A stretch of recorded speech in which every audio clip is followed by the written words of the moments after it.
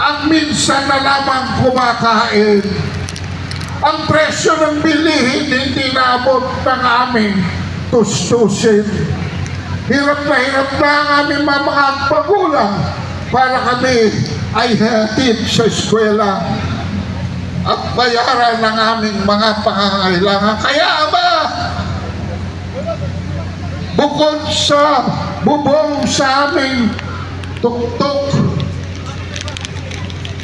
damit sa likod ng aming balat, bigyan mo kami ng sapat na grasya para ang aming mga mamamayan ay makakain man lang miski 2 beses isang araw.